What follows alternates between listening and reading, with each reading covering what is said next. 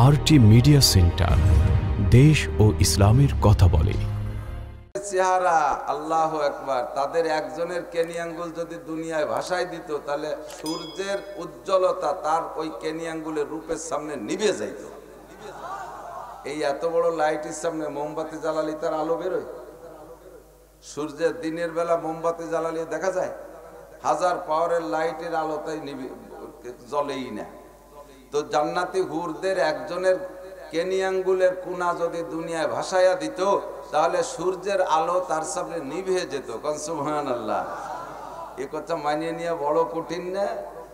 আল্লাহ এরপরে হুজুর বলেন, লাউ বাযাকাত ফিল বাহরি লাকাদাত আহলা মিনাল আসাল।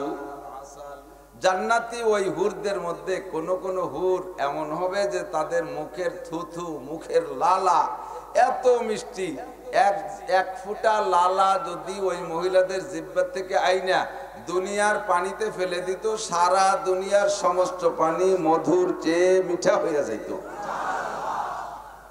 যুবকরা শুনিয়ে কয়, ভেসতে যাইয়ে কিছু খাবো না, খালিও বউকে স্যাপ খাবো।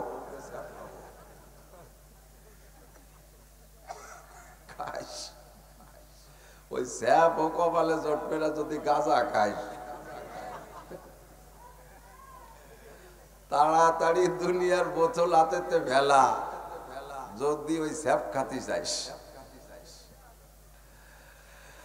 আরে কি গান, মমতাজের গানের মতো গান না? জোরে হা কয় কিরা যেন, জোরে কর নাউজুবিল্লাহ। জান্নাতি হুরদের গান বুখারী শরীফের মধ্যে আছে। উলামায়ে কিরাম বলে, আপনারা শুনছেন, এসে গেলে আমার একটু কইতে ভালো লাগে। নাহনুল খালিদাতু ফালা নাবিদু, নাহনুন নাইমাতু ফালা নাবআসু, নাহনুর রাদিয়াতু ফালা নাসকাতু, তুবা লিমান কানা লানা ওয়া কুন্না লাহু। আল্লাহু আকবার।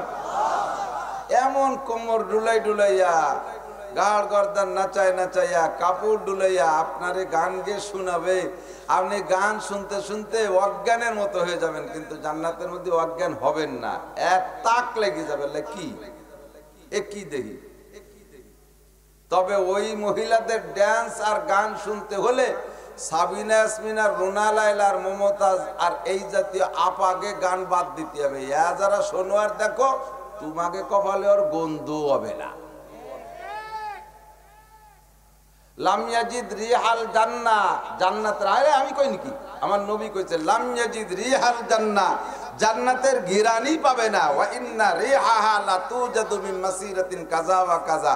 অথচ জান্নাতের ঘিরান পাওয়া যাবে হাজার হাজার হাজার হাজার বছর পথ, দূরের পথ থেকে জান্নাতের ঘিরান নাকে আসবে। বিল্ডিং এর একটা আলাদা ঘিরান, গাছগাছালিতে আলাদা ঘিরান, জান্নাতের মাটিতে আলাদা ঘিরান। ওই ঘিরানটা পাইবেন হাজার বছর পথ দূরের থেকে। কিন্তু এরা যারা দুনিয়ায় এই নাপাক করে যাইতেছো, তোমরা ওই মহিলাদের গান আর স্যাপ না, ওদের গন্ধই তোমার নাকে আসবে না। তার মানে তুমি থাকবো আলো দোজখে, তা ঘিরান পাবো কোনটা? লোভ হয় নাকি? জান্নাতের বয়ান করলে আর শুনলে মনে করে যে এমনই মরি যেতাম, মরি পাওয়া শুরু হয়ে যেতাম। লোভ তো হয়। হালুয়া খুরদান দাহানে বাইয়াত, মিষ্টি খাওয়ার মুখ খান লাগে। সব মুখ দিয়ে মিষ্টি খাওয়া যায় না। ডায়াবেটিস আলারও তো কত বড় খান, আলোকে মিষ্টি খাতে আকাম করে বেস্তের অত পাবা, তা কোনোদিন পাবা না। আল্লাহ পাক আমাদেরকে সুন্দর সুযোগ যতটুক দিয়েছে, গাছপালার ভিতরে এলোমেলো ভাবে বসছেন, যথেষ্ট মানুষ আসছেন। আপনাদের এই চাহিদা আর জজবায় আল্লাহ যেন মাহফিলের দরজাগুলো খুলিয়ে রাখে, বলেন আমিন। বিভিন্ন জায়গা বক্তারা ফোন করে, দোস্ত আজকে কি আসে বাড়ি মাহফিলি না, শুয়ে শুয়ে রেজন করে। আমি বলি আমার গুলো তো চলতেছে। আরে দোস্ত, আমি সেই স্টেজে উঠার আগে দাবড় দিছে, সে দূরে চলিয়েছি। স্টেজে উঠার আগে বলেছি ধাওয়া আছে, দৌড়ে চলে গেছে। বিভিন্ন জায়গা বন্ধ হয়ে যাচ্ছে। আল্লাহ যেন আমাদের মাহফিলগুলো খোলা রাখে, বলেন আমিন। কত কথা শুনবেন আজকে ইনশাআল্লাহ। আমি 7টা ওয়াজ করবো নিয়ত করছি। কয়টা মনে থাকবে? আমি মাদ্রাসায় যেমন তফসির পড়াই, যেমন ক্লাস করাই, তারই একটা ক্লাস আপনাদের তো মাদ্রাসায় পাই না। আপনাদের ছেলেপিলেরা আমাদের মাদ্রাসায় পড়ে, ওদের পড়াই। তো যেহেতু আপনারা মাদ্রাসায় যাইতে পারেন না, আপনাদেরও একটা পাওনা আমাদের কাছে আছে। সেই পাওনাটা বুঝে দেওয়ার জন্য আসছে। নবী পাক সাল্লাল্লাহু আলাইহি ওয়াসাল্লাম সেদিন খবর পাঠাইছে আমার কাছে বাল্লিগু আন্নি ওয়ালাউ আয়া, নাসির আমার থেকে যদি একটা আয়াতও জানো আমার না জানা উম্মতের কাছে পৌঁছাই দাও। তো হুজুরের এই খবরটা দায়িত্বটা পালন করার জন্য মাঠে ময়দানে আসি। এক শ্রেণীর মানুষ আবার আমাকে নিয়ে বড় দুশ্চিন্তায় আছে, ওয়াজ যদি না হয় তাহলে এই কয় ওয়াজ করা মৌলবী বা সু হইয়ে আর সুরা হয়ে যাবে না, মানে আমরা না খেয়ে বলে মরিয়ে যাবো ওয়াজ না হলি। আমাকে মতো ওয়াজ করে কয়জন মানুষ, লক্ষ লক্ষ উলামায়ে কেরাম যদি বিনিয়োগে খাইয়ে দেয়, দেখছেন ইনি তো ওয়াজ করে না, উনি আমার তিনজনের সমান মোটা না, উনি কি খাইয়ে ওরা মারছে। আর আমি সারা বছর জমের খাইয়ে আতাতে আতায় যাচ্ছি, শুয়ে যাচ্ছি। মোটা হবো কি রে, দিন ভরে আল চষি রাতভর মলন মরি, এই জন্যই তো মোটা হতে পারতেছি না। তবে রুজির মালিক কে? আল্লাহ যদি নমরুদ রে খাওয়াই থাকে, ফিরাউন রে খাওয়াই থাকে, কারুন রে খাওয়াই থাকে, সাদ্দাদ রে খাওয়াই থাকে, উবাই বিন খলফ রে খাওয়াই থাকে, আবু জাহাল, আবু লাহাব, উতবা, সাইবা, ওলীদ ইবনে মুগীরার গোষ্ঠীরে যদি আল্লাহ খাওয়ায় থাকে, বর্তমান আমার নবীর সাথে বিয়াদবি করার মতো আন্তর্জাতিক খ্যাতি সম্পন্ন ধামলা, হ্যাঁ ঠিক না? ধামলা না? ধামলা, ধামলা, জোরে কোন ধামলা? আরো জোরে ধামলা। মোবাইল ছাড়িয়ে দিবি ধামলা। আমাকে দেশে ওই বন বিড়াল যতক্ষণ ছোট থাকে অতক্ষণ বন বিড়াল, যখন বড় হয়ে যায়, বেশি মুরব্বী হয়ে যায়, সে সময় নামে ঘাটাস, তাই না? আন্তর্জাতিক খাটাস। ফ্রান্সের ম্যাক্রন, সবার মুখে এখন কিছু কিছু শুনবেন, না বললে আমাদের হক আদায় হবে না, তাই বলবো। মনে করেন যে আগের হুজুরে করলে আবার ম্যাক্রন রেখে, আস্তাগফিরুল্লাহ। এই ম্যাক্রন কি আপাতত না খেয়ে মরে যাচ্ছে নাকি? ওর মতো আল্লাহর নবীর শত্রু বর্তমান দুনিয়ায় আর কেউ নাই। তাকেও যদি আল্লাহ খাওয়ায়, তাহলে কোরআনের ধারক বাহক উলামায়ে কেরাম ওয়াজ মাহফিল না পালে না খাইয়ে মরে যাবে। এই কুবুদ্ধি যাদের ঢুকছে ওরা ওলীদ ইবনে মুগীরার গোষ্ঠী, ঠিক না? ওলীদ ইবনে মুগীরা আল্লাহর নবীর উপস্থিতিতে জীবদ্দশায় যত কাফেররা নবী সম্পর্কে কুচ্ছা রটাইছে, তার মধ্যে সবচাইতে বেশি খারাপ কথা বলতো ওলীদ ইবনে মুগীরা। কাব ইবনে আশরাফ নবী পাককে গালি দিছে। কাব ইবনে আশরাফ এক ইহুদি, মদিনায় যাইয়া কাব ইবনে আশরাফ নবী মদিনায় যাওয়ার পরে গালি দিছে নবীকে।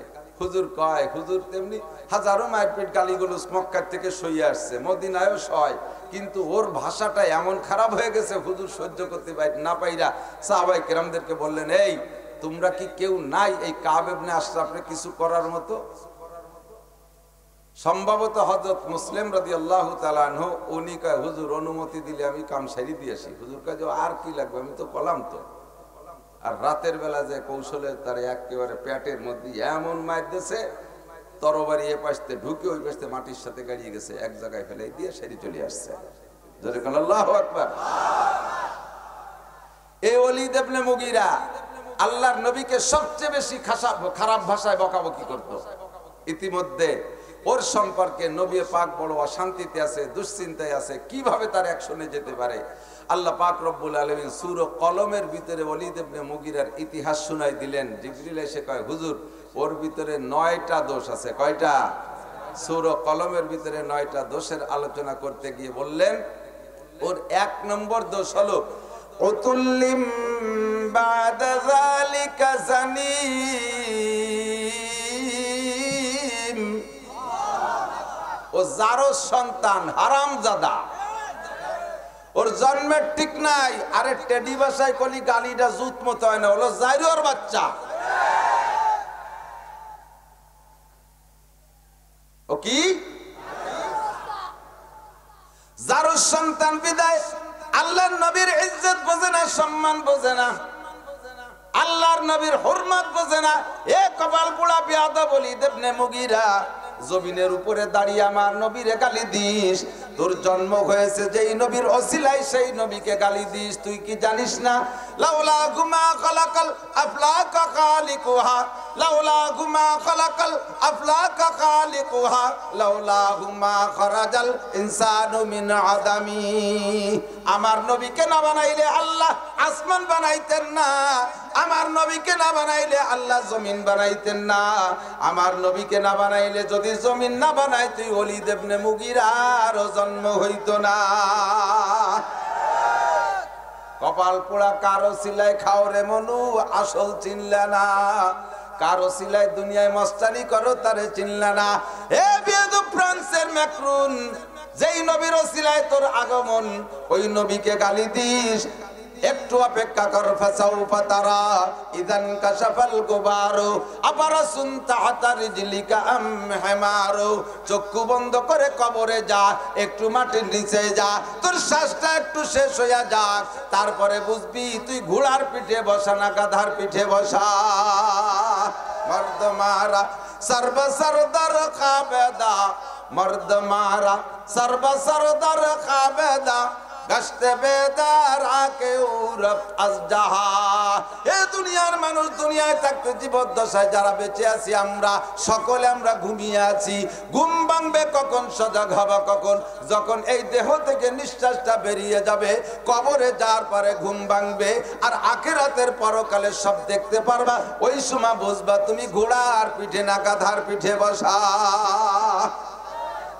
দুনিয়ায় তোরে কিছু করতে পারতিস না, তুই খালি যা আচরের মাঠে, তোর সাথে দেখা হলে ওই জায়গায় তোর বিরুদ্ধে আন্দোলন করবে। আমার এই নগরকান্দা, সালতা, ফরিদপুরের যুবক বুড়ো সবাই, কথাখান ঠিক না? ইটি রাতরে স্যান্ডেল দিয়ে বাড়োয় মারবে ওই হাসরের মাঠে, রাজি আছেন?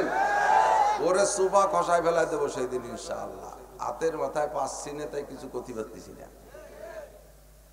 আল্লাহ তুমি তার জন্য উপযুক্ত একটা বিচার আসমান থেকে পাঠায় দাও আল্লাহ। 7টা আওয়াজ মনে থাকবে? 7টা আওয়াজ। সূরাটার নাম সূরা মুমিনুন। 114টা সূরার ভিতরে সূরাটার নাম সূরা মুমিনুন। 18 নম্বর পড়াই না? আমি হাফেজ না তো, আমি হলো পাবলিক মৌলবী।